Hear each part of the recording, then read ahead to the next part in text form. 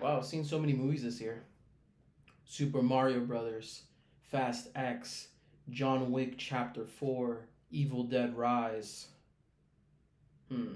Murder Mystery 2, Dungeons and Dragons, The Pope's Exorcist, Knock at the Cabin. I have a lot of. Oh, Missing 2. That was another good one. Renfield, Ghosted. Damn. Saw a lot of movies. I think I'm going to have to make a new series.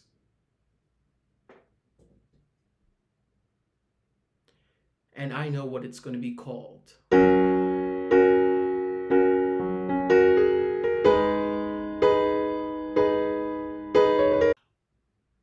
Well, you guessed it. I have a new series called Retro Reviews. And now we're going to start with the first ever retro review. And it is the Super Mario Brothers movie. I'm going to be honest with you. I've been looking forward to this for like a year or two now. And it finally came out. And I saw that movie twice. I just want to get to spoilers. It's been a couple of months since it came out anyways. That's why the title of the series is called Retro Reviews, because at this point, it's considered old. Old news. Old movie. So, in regards to the movie, I really did like it a lot. They had a lot of cameos, a lot of Easter eggs in the movie, a lot of references to the different parts of the Mario universe. I think that the Mario universe for me was always something that had a lot of cinematic potential because I wanted to explore more of the Mario game. I mean, in the video game, you do technically get to go wherever you want, but they still have everything kind of limited. You can't go and visit all the different areas in the Mushroom Kingdom. There isn't like a lot of places where you can buy stuff or like go to markets. I thought that was really cool in the movie to get to see that. And basically everyone's a toad in that universe. So that was really cool. I will say one thing that bothered me. So in the movie, on the Super Mario movie, you got to see Princess Peach and all the Toads. But instead of having Grandpa Toad, which we saw him in the Super Mario Sunshine game, we got some other rip-off old Toad. He was just blue and he wore glasses. And that's supposed to be his age. Come on, man. You had Grandpa Toad already in the existence in the Mario games. Why couldn't he come back?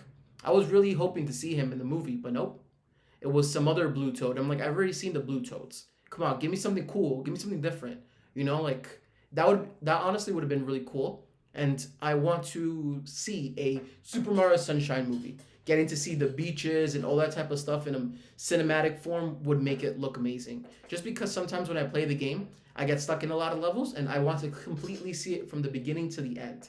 And that's really the best way to see it, through a movie. Because they basically play the game for you. And that's how it kind of felt like in the movie actually. Like people have been playing it before, or like we're watching someone on a professional standard or mode where they make the whole game seem easy, because in this case it is a movie. I really like the use of the star power and how it wasn't really used until the end of the movie, kind of creating a very dramatic purpose to it. And that whole ending was really cool when they teamed up, Mario and Luigi, and they were like, let's destroy Bowser. We even got to see him spin Bowser around for a little bit, so that was cool. Jack Black was pitch perfect casting for Bowser. I thought Chris Pratt did pretty good, obviously we can't have someone do the Mario voice for an entire 90-minute movie. That would have gone like insane or crazy after a while, just listening to him go, let's go, woohoo, like once or twice is fine. But in a movie, you obviously needed someone who had a more palatable voice, aka an easier voice to listen to. I really liked Luigi. I want to get a spin-off of the Luigi character. I want Luigi's Mansion the movie. I also want Donkey Kong Country the movie. Donkey Kong did great. Seth Rogen's Donkey Kong worked really well. It didn't necessarily feel like Seth Rogen, although it was a little bit Seth Rogen. And the character was cool, he was cocky, he was different from Mario, and that's kind of what you want with these kind of characters, where they're part of a bigger universe, where each person or each character feels distinct. Otherwise, it just feels like we're watching the same thing over and over again. So that was really cool. Seth Rogen was a surprising choice, but it was a good one. I also liked Grandpa Kong. I think that's his name. Cranky Kong. Cranky Kong was played by Fred Armisen, who's a big person in SNL. I thought it was really good. I really liked the character, and they seem like their own part of the universe. It kind of reminded me of Super Mario Sluggers, because the plot of the Super Mario Sluggers game, which is Mario playing baseball, he had to go to the different kingdoms to get them to join his team in order to defeat Bowser and stuff. And then you kind of get a little bit of that with the whole Kong jungle, and then all the different Kongs, and you even got to see on like the Surfer Kong, which I think is one of the cooler ones that we only really got to see in Mario Sluggers as well. So I thought that was really cool. And then the use of the Mario Karts was genius. You know, to have it kind of part of the plot that they have to use it to go from one place to the other in order to fight on Bowser and his goons. So it was really cool to get to see that. And they use a lot of references to the newest Mario Kart 8 Deluxe. So that was really cool. It made everything feel very relevant, you know, because Mario has a huge and very rich history in the video game world. And so, you know, obviously you want to use that retro style because it's going to give up everyone nostalgia. And that's why that movie made over $1 billion in theaters. But I thought that that use of both the new games and the old games together really brought it into its own distinct look, separate from the video games. Because I know that sometimes when you adapt material from something into basically a movie, it can kind of feel repeated if you don't do something distinct.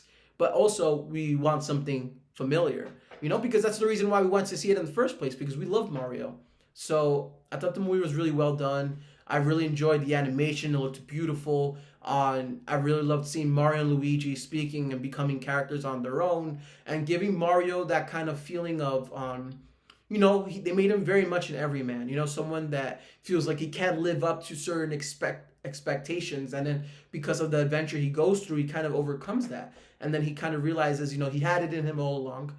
A little bit Wizard of Ozzy, but it was very entertaining. I love to see the Mario world, and I want to see more. I want to see Super Mario Bros. 2. I want to see Luigi's Mansion, Donkey Kong Country. I want to see also, I heard that Legend of Zelda might be making a movie with the same studio who made Despicable Me, who also made the Mario movie. I mean, I'll give it a shot, but the thing is, I really always dreamt of Legend of Zelda working as something in live action. Because it feels like that. You know, it's a very distinct story where it feels epic, and adapting that to something like live action would be really exciting. I'm glad that they didn't do that with the Mario movie because they already did that in the 90s and they learned their lesson from that. So I want to say thank you for watching the video. Please give this video a like, subscribe if you haven't subscribed and this is your first time. And if this is your first time, welcome to my YouTube channel. It is a pleasure. My name is Jamien Surita and I'm really happy to see you. And if this is your 5th, 3rd, 6th, 7th, 8th time watching my YouTube videos, I want to say welcome back. And guess what, everyone? Tomorrow, my goal is to make another YouTube video. So I will see you then on our next retro review. Thanks, everyone. Oh yeah, I almost forgot, but I didn't forget. I love the song Peaches by Bowser. Peaches, peaches, peaches. That's all you get because I will not be copyrighted, YouTube. Out.